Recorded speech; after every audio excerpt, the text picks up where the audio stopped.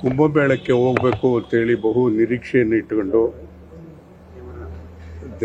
ದೇವರಲ್ಲಿ ಪ್ರಾರ್ಥನೆ ಸಲ್ಲಿಸಬೇಕು, ಅಲ್ಲಿ ಹೋದರೆ ನಮ್ಮ ಕಷ್ಟಗಳೆಲ್ಲ ನಿವಾರಣೆ ಆಗ್ತದೆ ಅಂತಕ್ಕಂಥ ಆಸೆಯಿಂದ ಅವರು ಸುಮಾರು ಒಂದು 60 ಜನ ಬೆಳಗಾವಿಯಿಂದ ಬಂದಿದ್ದಾರೆ.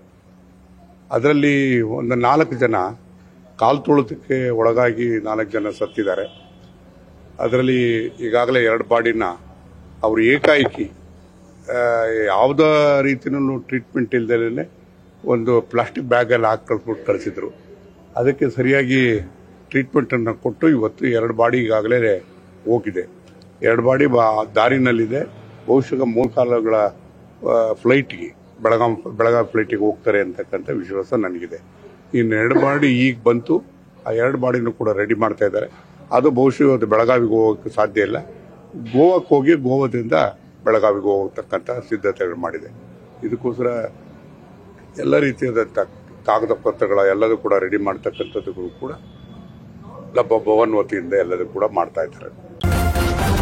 ನ್ಯೂಸ್ ಫಸ್ಟ್ ನಿರ್ಭೀತಿಯಿಂದ ನಿಮ್ಮ ಪರವಾಗಿ.